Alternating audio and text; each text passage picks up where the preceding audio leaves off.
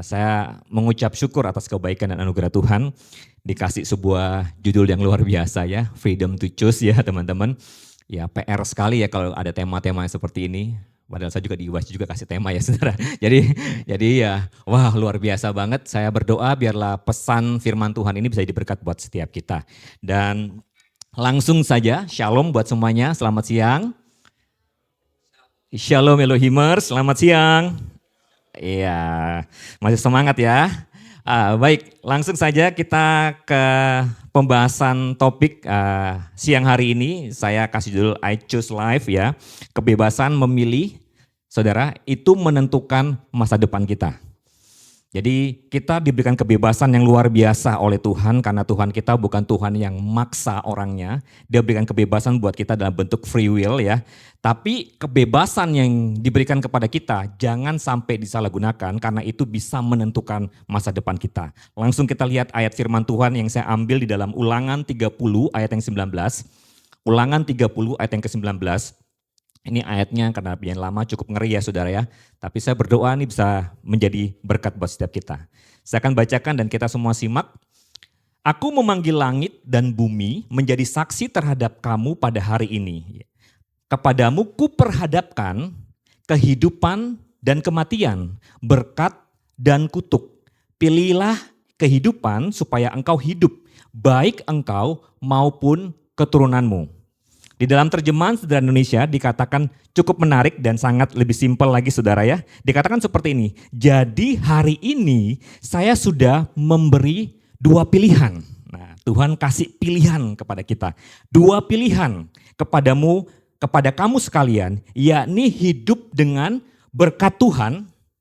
Yang mau diberkati Tuhan bisa katakan amin. Atau mengalami kutuknya sampai mati. Biarlah langit dan bumi menjadi saksi atas pilihanmu demi kebaikanmu sendiri dan keturunan. Ini syaratnya Tuhan. Pilihlah apa? Hidup saudara. Ya, pilihlah hidup. Musa berkata, aku menghadapkan kepadamu kehidupan dan kematian. Ini adalah sebuah pilihan yang fundamental sekali saudara. Pilihan yang sangat basic, sangat dasar yang harusnya menjadi fondasi setiap kita. Jadi ini pilihan yang sangat basic sekali, sangat dasar. Nah kalau pilihan ini saudara ya, hidup dan kematian ya, itu tidak kita tentukan dari awal, maka semua pilihan-pilihan yang kita bangun di atas dasar ini, itu akan sia-sia. Oleh sebab itu penting sekali untuk kita kembali ke akarnya, untuk memperbaiki ya, fondasinya, kita mau pilih yang mana dulu nih? Kehidupan atau kematian? Itu kayak zaman dulu ya, Ari Wibowo ya, kalau teman-teman tahu ya, madu dan racun. Wah, saya kalau ngomong sama anak UIS itu gak nyambung teman-teman ya. NPD biasanya, lagunya NPD ya. Tapi ini kalau di sini mungkin masih nyambung. Ari Wibowo, madu dan racun ya. Mau pilih mana nih, madu atau racun? Itu terserah saudara. Nah hari ini kita belajar bagaimana kita mau pilih yang benar lebih dahulu. Sebelum nanti kita diperhadapkan dengan keputusan-keputusan atau pilihan-pilihan yang mungkin tidak lebih penting daripada hal yang fundamental hari ini. Ya, dalam bahasa Ibrani ada dua arti ya, kehidupan dan kematian. Ada yang pertama itu kehidupan. Kehidupan dalam bahasa Ibrani itu bisa ya ini. Cayim saudara ya, bukan caayim ya saudara ya, cayim saudara ya. Itu artinya kehidupan dan kematian itu mawet saudara ya. Nah cayim ini atau kehidupan ini itu bukan cuma sekedar berbicara tentang kehidupan selesai, tidak. Tetapi ada makna di balik kata-kata kehidupan. Kehidupan di sini artinya yaitu kehidupan yang penuh atau semua potensi yang ada di dalam hidup seseorang itu bisa keluar. Arti memilih hidup berarti Tuhan itu berurusan dengan kehidupan kita sampai semua yang ada di dalam kita yang sudah Tuhan taruh sebelum kita diciptakan itu keluar. Ya, yang kedua ada damai sejahtera, saudara. Jadi kalau kita memilih kehidupan pasti include dalamnya ada damai sejahtera. Yang ketiga ada juga berkaitan dengan hubungan dengan Allah. Ya, ada hubungan dengan Allah. Itu kehidupan. Maka hidup kita bisa lebih hidup lagi. Dan selanjutnya ada kelimpahan, tadi berkat. Ya saudara ya, itu juga include di dalam pilihan kehidupan atau package kehidupan. Ada sukacita dan ada masa depan. Jadi kalau saudara pilih kehidupan, itu satu package yang sudah dikasih sama Tuhan buat setiap kita. Tetapi kalau misalnya Kak saya nggak mau pilih kehidupan, saya mau pilih kematian aja. Atau mungkin kita membangun fondasi kehidupan kita didasarkan pada kematian. Nah kematian itu ini saudara ya, itu bukan hanya berbicara tentang kematian fisik. Atau ya nanti kalau kita sudah nggak ada lagi, kalau bahasa anak-anak Gen Z itu meninggoy saudara ya. Itu tinggal dibawa ke Delta Praloyo aja didoakan selesai saudara. Bukan itu ya. Kematian di sini artinya itu juga ada satu paket, satu paket. Yaitu kehancuran, keterpisahan dengan Allah. Tadi kalau kehidupan hubungan dengan Allah, tapi kalau kematian itu keterpisahan dengan Allah. Ada penderitaan di situ. Ada kebinasaan di situ. Dan juga kehilangan tujuan hidup. Kalau saudara berkata bahwa wah saya nggak tahu tujuan hidup saya kemana. Seringkali banyak kali anak-anak muda itu biasa waktu kehilangan tujuan hidup itu sudah di ambang kematian sebenarnya. Mereka nggak tahu mau mengarahkan kehidupan ke mereka. Mereka kemana. Itu sudah indikator ya saudara ya. Ada di dalam warning kematian ya. Jadi Musa sedang berkata kepada kita melalui ulangan tadi. Itu bukan bicara tentang dua jalan hidup. Tetapi Musa berkata gini kepada setiap kita melalui ulangan tadi. Yaitu kita harus memilih, kita mau hidup bersama dengan Tuhan atau kita hidup tanpa Tuhan. Jadi pilihannya juga ada dua saudara. Saudara mau hidup bersama dengan Tuhan, berjalan bersama dengan Tuhan atau saudara memutuskan untuk hidup tanpa Tuhan. Bisa nggak hidup tanpa Tuhan? Bisa saudara. Bisa, nanti kita akan lihat banyak hal ya di sini. Bagaimana orang yang memilih kehidupan dan hidup bersama dengan Tuhan atau orang yang memilih kematian dan hidup tanpa Tuhan. Ya, hidup tanpa Tuhan itu seperti taman tanpa bunga, saudara ya.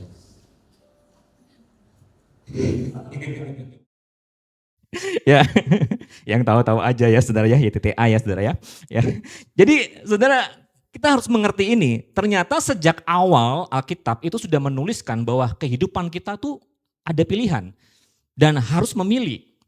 Nah di dalam Kejadian 2 ayat 16 sampai 17 saudara nggak perlu buka, saya kasih highlight saja saudara ya. Kita tahu semuanya itu tentang Adam dan Hawa waktu di Taman Eden saudara ya.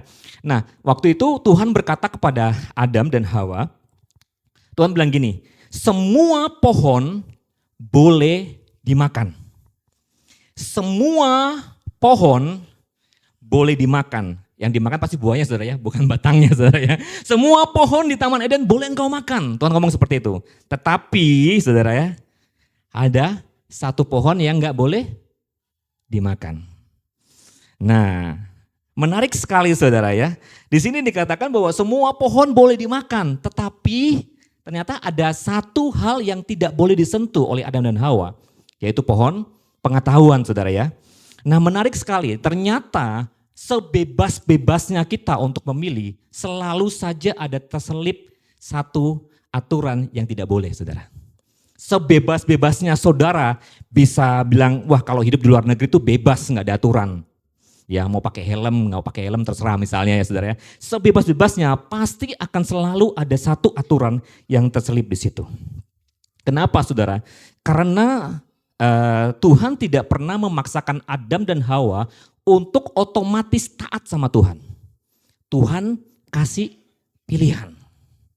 Karena cinta itu selalu membutuhkan kesadaran untuk bisa menentukan pilihannya saudara. Ada yang mau dicintai karena terpaksa di tempat ini? Coba lihat istrinya atau suaminya di kanan kiri. Kamu mencintai aku terpaksa enggak? Karena sudah gak ada pilihan lain di muka bumi ini cuma saya gitu kan. Jadi kamu menikahi saya. Jangan ya saudara ya. Ya, pasti ada sebuah pilihan di mana kenapa saya pilih dia. Kenapa saya memutuskan saya menikahi orang ini. Itu bukan karena paksaan. Karena ini bukan zaman Siti Nurbaya lagi saudara ya. Atau saya gak tahu mungkin ada yang masih melewati masa-masa itu. Saya berharap tidak ya. Saudara memilih karena kesadaran bahwa saudara harus memilih pria ini atau wanita ini sebagai suami atau istri saya. Enggak pernah dipaksa. Dan Tuhan juga tidak pernah memaksa untuk anak-anaknya harus taat sama dia. Dia kasih sebuah pilihan saudara. Bisa berikan tepuk tangan buat Tuhan Allah kita yang luar biasa murah hatinya saudara ya. Luar biasa banget. Jadi Tuhan kasih pilihan, setiap bentuk kebebasan pasti seharusnya ada aturan atau larangan. Nah kita boleh masuk ke satu poin, tadi ada dua pilihan. Hubungan hidup tanpa Tuhan atau hidup bersama dengan Tuhan. Kita mulai masuk di dalam hidup tanpa Tuhan. Kalau misalnya kita memilih hidup tanpa Tuhan, bisa nggak? Tadi saya bilang apa? Bisa. Tetapi ada konsekuensinya, saudara ya. Hidup tanpa Tuhan artinya memilih kematian. Tadi ada kematian dan kehidupan ya. Kalau hidup memilih kematian berarti hidup tanpa Tuhan.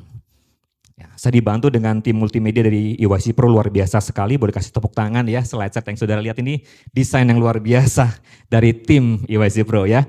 Jadi yang pertama, hidup tanpa Tuhan saudara, itu ada satu case yang menarik memilih kematian, yaitu Menara Babel. Saudara pernah tahu Menara Babel ya? Ya, ini ada gambarnya Menara Babel saudara. Itu bagus banget, hampir jadi saudara. Saudara bisa bayangkan Menara Babel dibangun pada zaman di mana tidak ada alat-alat berat, ya, tidak ada teknik sipil yang canggih banget, bahkan mungkin ilmunya juga nggak memadai ya untuk menciptakan Menara Babel. Jadi separuh aja seperti itu, puji Tuhan banget pada zaman itu, betul ya? Itu luar biasa banget, dan manusia bisa bikin menara setinggi itu. Bahkan mungkin sudah mau ke langit. Ya, saudara. Saudara tahu semua ya alasan kenapa Menara Babel ada? Tahu ya? Kalau tidak tahu, kita kembali ke Sunday Gang. Ya, tahu, kita semua tahu Menara Babel ada untuk apa? Karena mereka tidak mau dimusnahkan lagi oleh air bah, saudara. Sehingga mereka dengan pemikiran mereka, dengan ide cemerlang mereka, dengan kemauan mereka, dengan apalagi segala sesuatu yang mereka punya, mereka pengen membangun sesuatu tanpa Tuhan. Dan ternyata bisa juga, sekalipun belum selesai. Karena at the end Tuhan mulai melihat ini ada yang gak beres. Sekalipun Tuhan berkata bahwa apapun yang mereka sepakatin itu bisa terjadi. Tetapi akhirnya Menara Babel tidak jadi, saudara ya. Dikatakan bahwa apa? Tuhan menyerahkan semua orang yang membangun itu dengan bahasa-bahasa yang berbeda. Akhirnya mereka ngomong tidak nyambung ya. Dia Kejadian 11 ayat 6 sampai 8. Dan baiklah kita turun 6 ya. Dan ia berfirman, mereka ini satu bangsa dengan satu bahasa. Wah, Sumpah Pemuda sudah ada di Perjanjian Lama saudara ya. Satu bangsa, satu bahasa ya. Dan inilah baru permulaan usaha mereka. Mulai dari sekarang apapun yang mereka rencanakan tidak ada yang tidak akan dapat terlaksana ya. Di ayat yang ke-7, baiklah, ini siapa? Tuhan saudara ya. Kita turun dan mengacau balaukan di sana bahasa mereka sehingga mereka tidak mengerti lagi bahasa masing-masing. Demikianlah mereka diserahkan Tuhan dan dari situ ke seluruh bumi dan mereka berhenti mendirikan kota itu.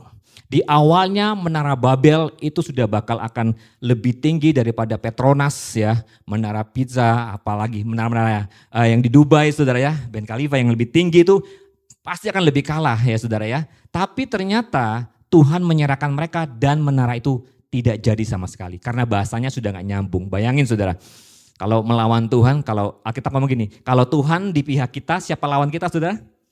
Gak ada. Tapi kalau kita jadi lawannya Tuhan, wah kita hanya butiran debu saudara ya, ampas saudara. Dan ini yang terjadi, Tuhan menyerahkan bahasa mereka. Saya coba bayangkan dalam imajinasi saya mungkin awalnya mereka pakai bahasa Yahudi mungkin ya. Contoh mungkin bahasa Yahudi tiba-tiba langsung mereka bisa bahasa Korea saudara ya. Mereka bisa bahasa Jepang, bisa bahasa Cina, sudah Mandarin saudara ya. Macam-macam bahasanya itu pasti gak nyambung, pasti akan ruwet, pasti akan chaos banget. Dan itu yang terjadi. Saudara mungkin berkata gini, wah itu kan Alkitab contohnya.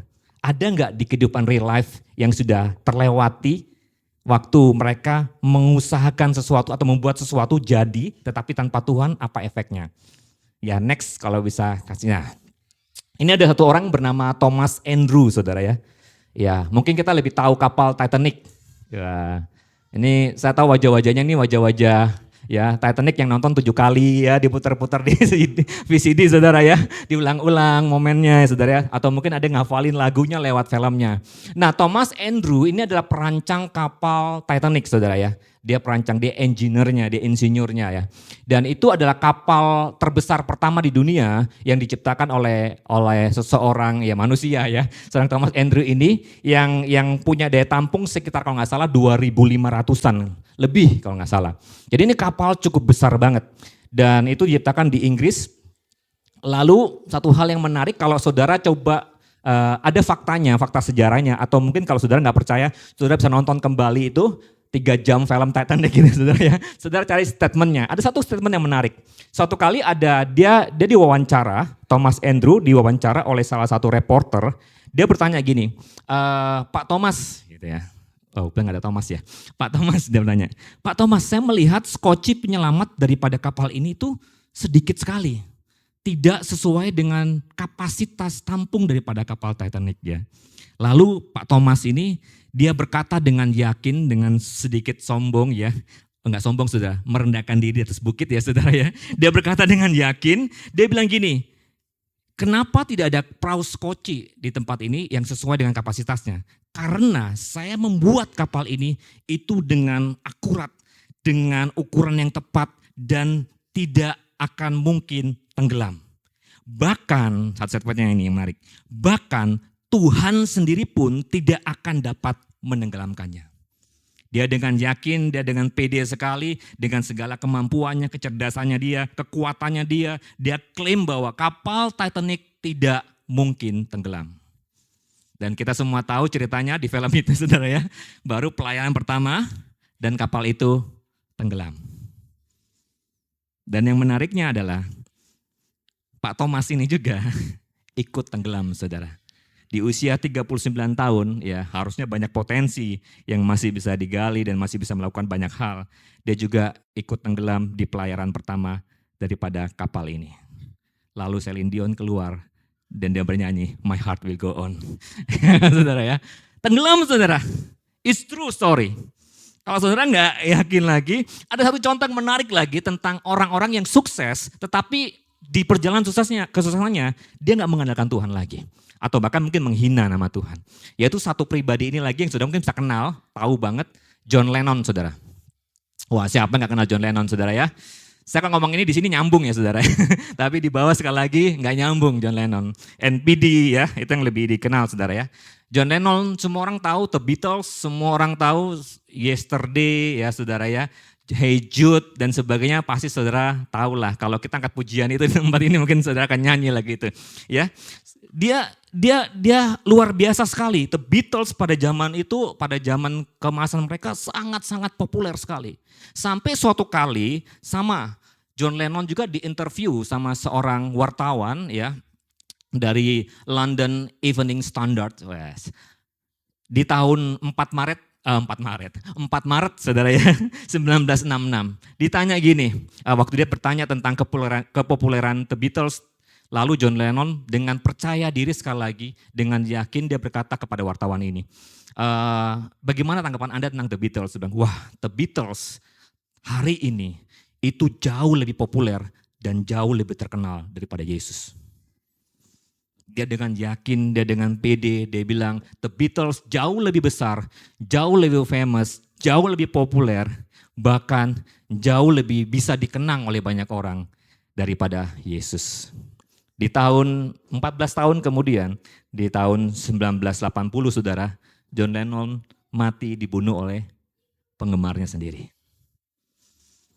Gak lama dari statementnya yang keluar, harusnya mungkin dia bisa, kalau dia kenal Tuhan lebih awal ya saudara ya, wah mungkin dia akan bisa jadi legend yang benar-benar memperpopulerkan nama Yesus jauh lebih besar dibandingkan The Beatles. Tapi memang hal ini menjadi sebuah kenyataan bahwa ketika ada seorang pribadi atau mungkin kita, ketika kita menganggap bahwa diri kita jauh lebih besar, jauh lebih mampu, jauh lebih hebat, jauh lebih pintar daripada Tuhan. Bahkan kita nggak perlu Tuhan untuk membangun karir kita, untuk membangun kesuksesan kita, untuk membangun bisnis kita, untuk membangun apapun saudara.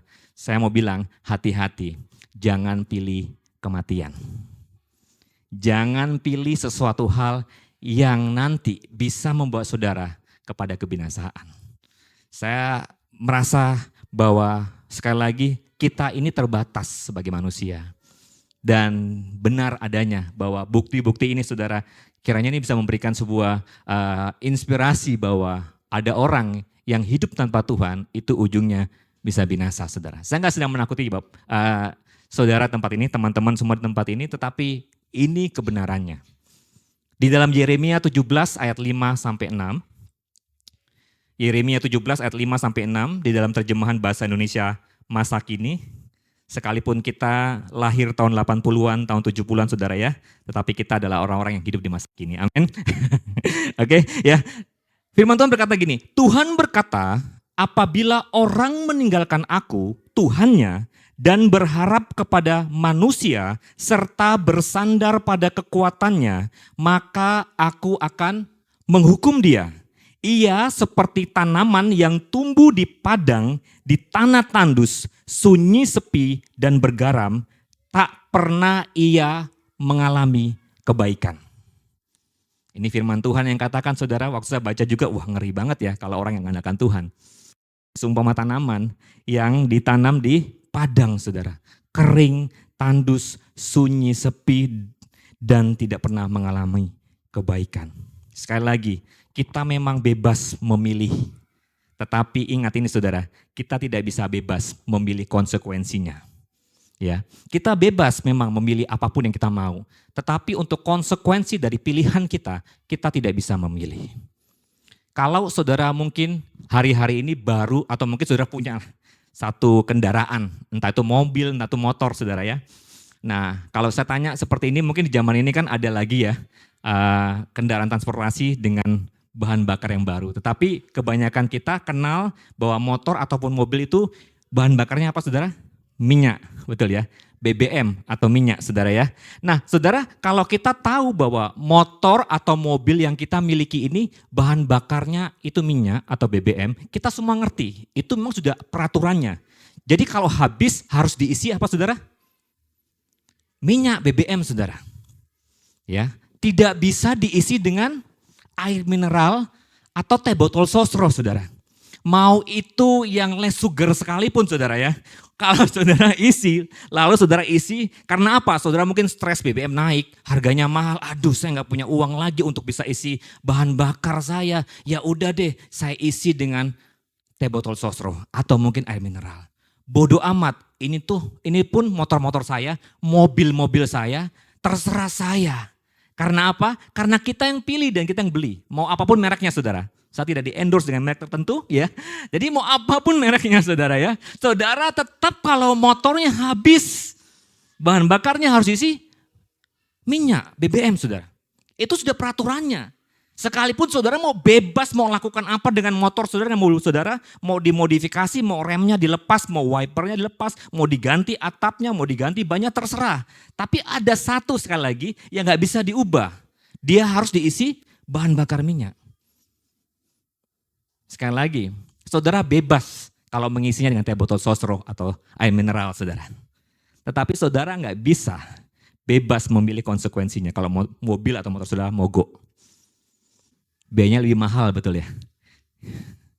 Saudara nggak bisa bebas memilih itu. Saudara bebas mengisinya, tapi nanti kalau motor saudara atau mobil saudara nggak bisa jalan, bahkan rusak, saudara tidak bebas untuk bisa memilihnya. Harus dimasukkan ke bengkel. Artinya jelas saudara di situ. Kita memang bisa bebas, memilih, tetapi kita tidak bebas untuk memilih konsekuensinya. Jadi apakah itu yang dikatakan bebas? Tentu tidak. Itu justru bisa merusak dan menghancurkan. Banyak orang mengira semakin sedikit batasan, maka kita semakin bebas melakukan apapun yang kita mau. Padahal tanpa batas, kebebasan itu bisa berubah menjadi kehancuran. Kebebasan bukan berarti tidak ada batas, saudara. Tetapi justru kebebasan sejati adalah kemampuan memilih apa yang benar. Bukan memilih yang baik, tetapi memilih yang benar. Karena, ya saudara ya, kita bisa memilih yang baik, tetapi belum tentu benar. Tapi kalau kita memilih yang benar, sudah pasti baik, saudara. Karena apa? Karena kebenaran itu pasti hubungannya dengan Tuhan. Oleh sebab itu, jangan pilih hidup tanpa Tuhan, pilih kematian, tetapi pilihlah hidup bersama dengan Tuhan. Berjalan bersama Tuhan dan pilihlah kehidupan. Sekarang kita masuk dalam, kalau kita memilih hidup bersama dengan Tuhan, apa yang kita dapatkan saudara. Lukas 5 ayat 1 sampai 5 saudara. Kita belajar dari salah satu murid Yesus yang pertama ya, yang ditemukan oleh Yesus, yaitu Simon Petrus saudara. Di dalam Lukas 5 ayat 1 sampai 5. Saya akan bacakan buat setiap kita simak aja saudara ya. Pada suatu kali Yesus berdiri di pantai Danau Genesaret. Sedang orang banyak mengerumuni dia, hendak mendengarkan firman Tuhan. Ia melihat dua perahu di tepi pantai, nelayan-nelayannya telah turun dan sedang membasuh jalannya. Ia naik ke dalam salah satu perahu itu, yaitu perahu Simon, dan menyuruh dia supaya menolak perahunya sedikit jauh dari pantai. Lalu ia duduk dan mengajar orang banyak dari atas perahu. Setelah selesai berbicara, ia berkata kepada Simon, "Bertolaklah ke tempat yang dalam dan tebarkanlah jalamu untuk menangkap ikan." Lalu lihat di ayat yang kelima saudara. Simon menjawab, "Guru, telah sepanjang malam kami bekerja keras dan kami tidak menangkap apa-apa. Tetapi karena engkau menyuruhnya, aku akan menebarkan jala juga." Kita tahu ending daripada cerita itu adalah perahu Simon Petrus penuh dengan ikan. Tetapi kita tarik mundur saudara. Ini hal yang menarik. Tadi dikatakan bahwa Simon Petrus itu sudah ke tepi saudara, sudah mau pulang. Dia sudah semalaman dari, kalau biasa orang pergi nangkap ikan tuh biasa dini hari ya, pagi banget ya. Mungkin jam 12 malam atau jam 1 ya. Saya bukan nelayan saudara ya. Saya nggak tahu kalau mungkin ada nelayan tempat ini bisa tolong koreksi atau komentar di bawah ya saudara ya. Jadi mungkin tengah malam. Dan at the end Simon ini pulang tanpa membawa hasil sama sekali. Jadi mereka sudah bersih-bersih perahu dan pulang. Nah kebanyakan biasanya ya, kalau suami, saya tahu Simon ini sudah menikah saudara dan punya istri pasti. Kalau dia pergi sudah semalaman, pulang tidak membawa apa-apa, itu pasti diomelin pulangnya. Semoga istri-istri tempat ini seperti itu ya. Amin. Apalagi kalau istrinya orang Batak saudara ya. Istri saya orang Batak saudara ya. Apalagi kalau istrinya orang Batak, pulang gak bawa apa-apa, itu pasti direpet-repet. Ada orang Batak tempat ini? Horas? Oh gak ada ya. Puji Tuhan. Jadi teman-teman, jadi pasti akan siap-siap dimarahin. Jadi orang ini sudah panik, pulang semalaman, tidak bawa apa-apa, ini pasti dimarahin, pasti sudah ngomel-ngomel, gak berhasil. Apalagi namanya orang Yahudi saudara. Orang Yahudi itu beda-beda tipis dengan orang Cina saudara. Maaf ya, ini bukan rasis saudara ya. Perhitungan banget. Jadi jago banget hitung-hitung, benar-benar mikir banget sedemikian rupa supaya gak rugi. Nah ketemu Yesus. Yesus bilang, "Simon, aku boleh gak pinjam perahumu?" Saya percaya Yesus gak cuma pakai gratisan saudara. Pasti Yesus mau nyewa perahunya itu. Lalu Simon mungkin dengan pemikirannya yang tadi, hitung-hitungan, wah lumayan ini. Ayo mari guru silakan gitu kan. Jadi Simon Petrus menolak perahunya ke tengah, lalu Yesus dikatakan apa? Dia mengajar orang banyak yang ikut sama dia. Supaya tadi ya ada social distancing dengan para fans-fansnya. Pada waktu itu Yesus sangat terkenal banget ya. Dengan laut itu, dengan danau itu, jadi dia agak menarik diri ke tengah. Dia mengajar. Alkitab mengatakan dia mengajar. Dan di ayat yang kelima setelah dia selesai mengajar, Yesus berkata, yang keempat ya, "Bertolaklah ke tempat yang lebih dalam, tebarkanlah jalamu dan untuk menangkap ikan." Karena Yesus tahu dia nggak dapat hasil apapun. Lihat ini saudara. Tapi di ayat yang kelima dikatakan gini, Simon menjawab, "Guru, telah sepanjang malam kami bekerja keras dan kami tidak mendapatkan apa-apa." Artinya gini, Simon waktu disuruh Yesus, padahal simpel perintahnya. "Simon, tolaklah perahumu ke tempat yang lebih dalam." Dia nggak bilang, "Simon, angkat perahumu ganti dengan mobil." Enggak saudara, itu mungkin ribet mikirnya ya. Terus apa? Ngojek lah, enggak saudara ya. Tapi ini dia bilang, "Tolaklah perahumu ke tempat yang lebih dalam, lalu tebarkan jalamu." Sangat mudah, sangat simpel. Tetapi Simon menjawab apa? "Guru, telah sepanjang malam kami bekerja keras dan kami tidak menangkap apa-apa." Artinya maksudnya gini saudara. Maksudnya Simon itu sedang menunjukkan fakta kepada Yesus. Yesus bilang gini, "Simon, tebarkan jalamu." Tetapi Simon bilang gini, "Tuhan, kami ini nelayan loh dari lahir. Bahkan mungkin dari bayi sudah ada di perahu. Kami tahu bagaimana caranya menangkap ikan." Seolah Simon sedang berdebat sama Yesus secara langsung di ayat ini saudara. Padahal Yesus cuma ngomong apa? Tebarkan jalamu. Berapa banyak di antara kita yang seringkali kalau disuruh Tuhan atau mungkin mendengar ya Tuhan berbicara lewat kehidupan kita. Berapa banyak dari kita yang mungkin sama seperti Simon Petrus. Tuhan bilang gini, hei anakku, buka bisnismu di tempat ini. Sebelum kamu buka, berdoa dulu. Minta Om Frank sama Tena doakan misalnya ya saudara ya. Untuk apa? Kamu mengucap syukur kepada Tuhan. Hal yang simpel sebenarnya. Tapi kita berkata, tenang Tuhan, gak perlu kayak gitu-gitu. Gak perlu kita libatin Tuhan dulu. Tenang aja Tuhan, saya sudah jago kok, franchise saya di mana-mana. Saya pasti yakin nih, kalau buka di sini pasti berhasil, pasti rame. Kalau saudara, mungkin gak seperti itu ya kisahnya langsung saudara dalam kehidupan kita. Tetapi kalau saudara pernah mengalami hal yang seperti itu, di different case misalnya, itu sama saudara. Kita seperti Simon yang diperintah Tuhan hanya sekedar dayung dikit aja loh. Terus tebarkan jalamu di situ. Tapi kita debat Yesus dan bilang, Tuhan kami ini nelayan, tunjukin fakta. Sudah sepanjang malam kami bekerja keras. Enggak mungkin, apalagi itu pas sudah siang saudara. Ikannya pasti enggak akan ada. Sangat mustahil. Tapi menarik saudara. Itu belum titik. Itu baru apa saudara di ayat 5? Baru koma. Tapi Simon menjawab gini, tetapi karena engkau menyuruhnya, aku akan menebar jala juga. Artinya gini saudara, kalau kita baca itu kayaknya simpel ya, tiba-tiba berubah, nge-switch.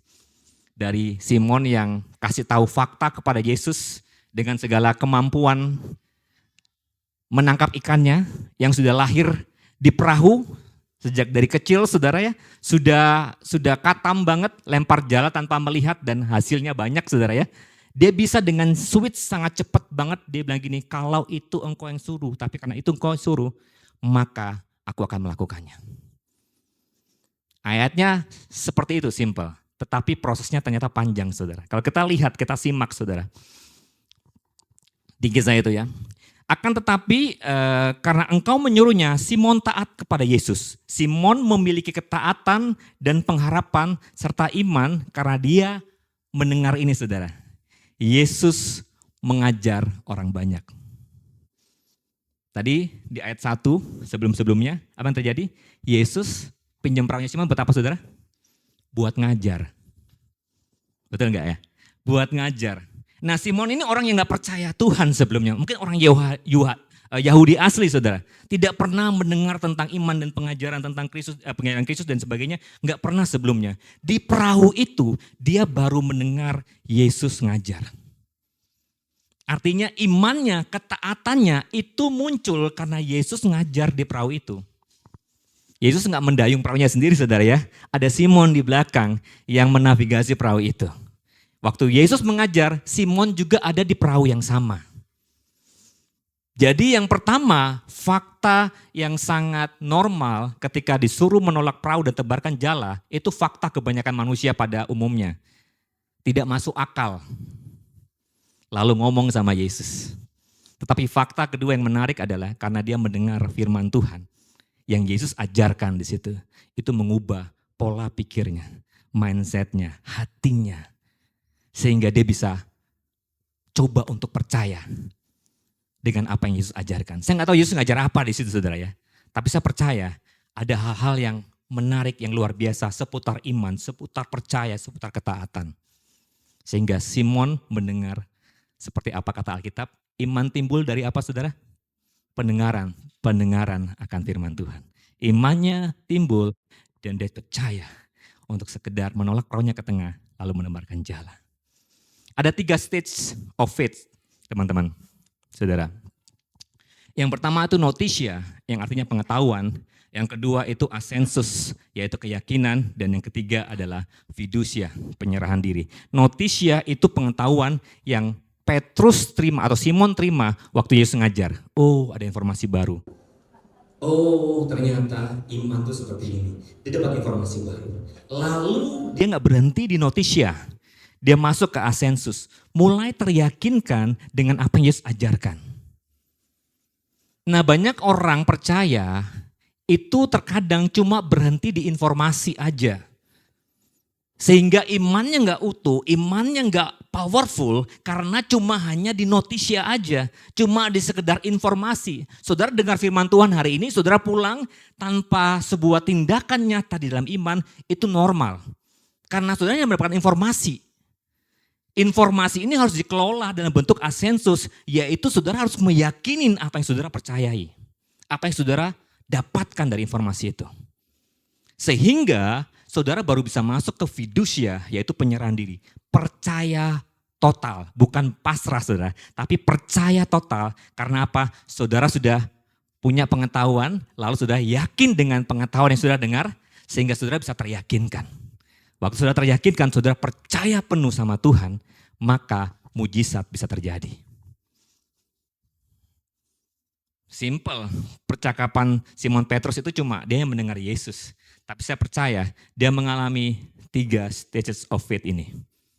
Dia bukan cuma saja mendengar hal yang baru tentang firman Tuhan. Dia juga diyakinkan oleh seorang pribadi yang namanya Yesus. Sehingga dia bisa percaya dan taat. Waktu disuruh menolak perahu ke tengah, dia ikutin aja. Dia percaya sama ini orang. Karena dia juga gak punya pengharapan saudara. Daripada pulang tadi dimarahin istri, kenapa gak coba untuk percaya dengan apa yang Yesus katakan. Dan kita semua tahu ceritanya apa yang terjadi. Dia menangkap mungkin jauh lebih banyak daripada sebelum-sebelumnya. Jalannya sampai koyak, bahkan satu kapal pun gak cukup. Dia memanggil banyak kapal, teman-temannya semuanya untuk datang dan menangkap ikan. Gak tahu ikannya sembunyi di mana saudara. Semalaman loh kerja keras, gak dapat apa-apa. Hanya gara-gara Yesus ngomong, tolaklah perahumu ke tengah. Tebarkan jalamu. Lalu hasilnya jauh lebih banyak daripada kemampuan Simon Petrus sebagai seorang nelayan. Berapa banyak dari kita yang sering kali kayak gitu. Kita udah kerja keras, berusaha supaya usaha kita lebih berhasil. Pekerjaan kita cepat naik promosi. Berapa banyak dari kita yang sudah mati-matian mempertahankan ini itu. Mencoba ini itu dengan cara kita, marketingnya kurang mungkin. Kita sewa marketing yang lebih baik lagi, lebih mahal lagi. Mungkin promosinya kurang, mungkin ininya kurang. Tapi pernah saudara untuk coba melibatkan Yesus di bisnis saudara, di pekerjaan saudara, di kehidupan rumah tanggamu, libatin Yesus enggak? Izinkan Yesus masuk di perahumu enggak? Atau saudara mencoba untuk membuang Yesus dari perahumu dan mencoba dengan kekuatan sendiri. Hari ini ada 2 pilihan saudara. Kita tahu semua, saya percaya kita semua sepakat untuk gak memilih kematian. Untuk gak memilih hidup tanpa Kristus. Tapi hari ini mari sama-sama kita sepakat untuk mau memilih kehidupan dan memilih hidup bersama dengan Kristus. Amin. Setiap hari kita memilih bukan hanya keputusan besar, tetapi keputusan kecil. Hari ini mungkin saudara diperhadapkan dengan keputusan yang tidak besar, tapi kecil. Mungkin saudara diperhadapkan dengan mau mengampuni atau menyimpan kepahitan atas orang yang menyakiti hati kita. Itu pilihan saudara. Mau berkata jujur sama partner bisnis kita atau mau bohongin dia terus supaya kita lebih banyak cuan. Mau membaca firman Tuhan waktu bangun pagi hari atau scrolling sosial media saudara. Informasi apa yang paling baru.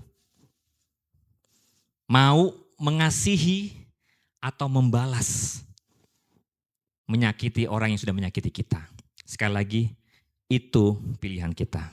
Karena masa depan kita itu tidak dibangun bukan oleh satu keputusan yang besar, tetapi oleh ribuan keputusan kecil setiap harinya. Jadi saudara, tentukan pilihanmu. Memilih kehidupan atau memilih kematian. Memilih hidup bersama dengan Tuhan atau memilih hidup tanpa Tuhan.